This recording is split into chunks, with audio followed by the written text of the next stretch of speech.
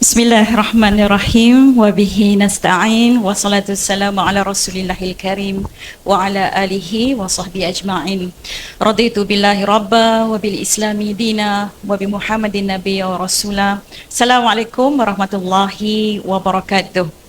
Tadi ceramah tadi derah sangat, jadi saya ambil kesempatan untuk tone down sikit masing-masing, ya. Pada malam ini kita rafakkan rasa syukur kerana kita merayakan perpaduan pada malam ini. Jadi saya ingin tuan-tuan dan puan-puan memberikan tepukan pada malam ini untuk semua yang hadir di atas ucapan, komitmen dan juga iltizam untuk memastikan kemenangan di Permatang Pauh ini. Tuan-tuan dan puan-puan, sebagai orang yang sangat menghargai sentimen Permatang Pauh yang telah memulakan satu deklarasi perjuangan yang cukup tinggi, saya fikir pada malam ini kita telah dapat membuat keputusan yang paling penting dalam sejarah hidup kita, dan ambil peluang ini untuk kita sama-sama memastikan bahawa ketiga don ini harus kembali kepada dan memastikan kemenangan untuk perpaduan ini. Tuan-tuan dan puan-puan, sepanjang hari ini saya berkempen dan bertemu dengan ramai anak-anak muda yang akan pada PRN kali ini.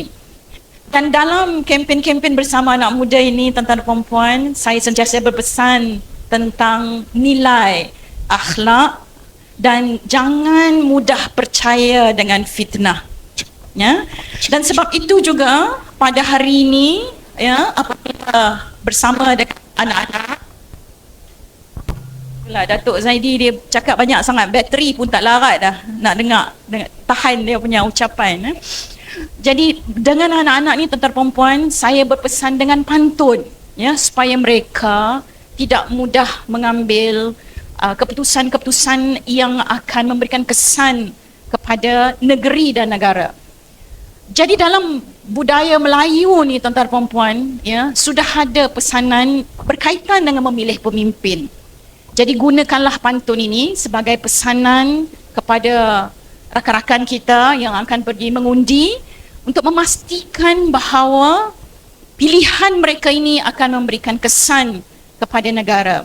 Tuan-tuan dan puan-puan, ya, pantun Melayu ini cukup besar maknanya kepada saya apabila berpesan kepada anak-anak di sekolah khususnya yang akan mengundi pada tahun ini. Jadi pesanan pantun apa, tuan-tuan dan puan-puan? Ya, jika hendak memilih tempat mandi, ya, jika mencari tempat mandi, pertama teluk, kedua pantai.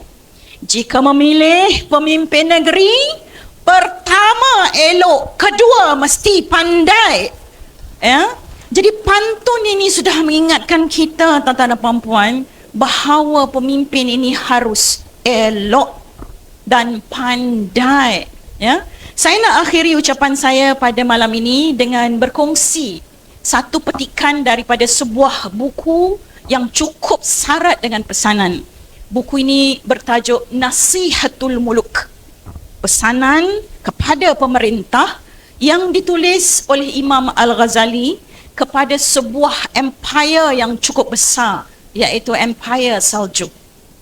Dalam bab buku ini, tuan-tuan dan puan-puan, diceritakan tentang bagaimana Imam Al-Ghazali mengingatkan tentang adab, akhlak dan integriti pemimpin. Apa yang diucapkan oleh pemimpin mesti sampai kepada akar rumput, kepada rakyat, dan harus dibicarakan oleh rakyat. Jadi Imam Al-Ghazali memberikan peringatan tentang 3 zaman pemimpin. Pertama, zaman Al-Walid, ya. Al-Walid ni, tuan-tuan dan puan-puan, mencintai bangunan, ya. Dia ada restoran, dia ada hotel, ya. Dia cukup suka binaan-binaan yang tinggi. Jadi rakyat semua, bukan kata Tok Zaidi ada restoran, ada hotel. Tak, bukan kata dekat Datuk. Tapi maknanya rakyat bercakap tentang binaan-binaan, ya. Malam ni tak boleh mengata orang, ya. Kena peringat diri sendiri, kena peringat semua orang, ya. Sebab apa? Sebab Pemimpinnya sangat suka dengan skyscrapers, building yang tinggi-tinggi. Jadi rakyatnya bercakap, rumah hang banyak tinggi banyak mana, ya? Lift tinggi mana, ya? Swimming pool besar mana. Sebab pemimpinnya sangat suka dengan binaan-binaan. Datang zaman kedua, tuan-tuan dan puan, zaman Sulaiman. Sulaiman ini sangat mencintai makanan. Jadi rakyatnya bercakap tentang makanan setiap hari. Hari ini pasembok, esok nasi kandak, lusa khairul aming, dan tulat bercakap tentang nasi kerabu, nasi ulam dan sebagainya. Kerana pemimpinnya sangat suka dengan makanan. Sampai zaman ketiga adalah zaman Umar Abdul Aziz. Ya, zaman ini semua orang bercakap tentang kebaikan. Ya, kerana pemimpinnya sangat mencintai kebaikan dan khidmat kebaktian kepada rakyat. Jadi bicara rakyatnya adalah bicara tentang berapa banyak puasa sunat, berapa banyak semayang malam dan sebagainya. Ya, jadi sambil-sambil tu jangan lupa malam ni bangun untuk solat hajat, mendoakan kekuatan kepada calon-calon kita, jentera-jentera kita, dan mendoakan agar kita dipelihara daripada fitnah. Pengajarannya apa, tuan-tuan dan puan, daripada kisah ini? Pengajarannya adalah apa yang dibicarakan oleh pemimpin ini akan turut dibicarakan oleh rakyat. Jadi sebab itu pemimpin ini mesti berhati-hati dalam perkataan, sebut, ya, dan juga apa yang hendak disampaikan kepada rakyat. Sebab itu penting akhlak adab dalam pilihan raya ini kena jaga. Saya tahu semua orang akan bersemangat dalam pilihan raya. Semua orang cepat naik angin pilihan raya ni. Tapi kena sabar dan kena banyak-banyak ingat bahawa apa yang kita sebut ini akan memberikan kesan. Tuan-tuan dan puan, saya adalah mangsa fitnah yang paling besar menuju pilihan raya ini. Ya. Satu, saman. Yang kedua, baru sahaja kita dapat, ya, bahawa fitnah yang telah disebarkan oleh sebuah negeri terhadap isu-isu yang terkait rapat dengan pendidikan. Ini juga kita tidak akan kompromi. Ya. Bagaimana, ya, orang yang sering mewar-warkan dan menyebut serta bertakbir setiap kali habis ucapan mampu buat fitnah yang sebegitu besar. Ya. Sebagaimana peringatan dalam Al-Quran, al-fitnatu asyaddu minal qatl. Ya. Fitnah itu lebih besar daripada membunuh. Jadi kena sentiasa peringatkan, jaga mulut, jaga adab dan jaga akhlak kita. Jangan samakan, ya, kempen kita dengan kempen mereka, tuan-tuan dan puan-puan.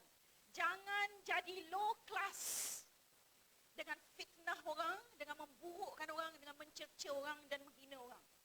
Kita kerajaan Madani ni, ya, kita ini above, ya, level kita lain. Kita tak pergi kepada perbincangan-perbincangan mencemooh dan mengkritik orang. Kita pergi kepada idea-idea untuk memastikan negara ini terus maju.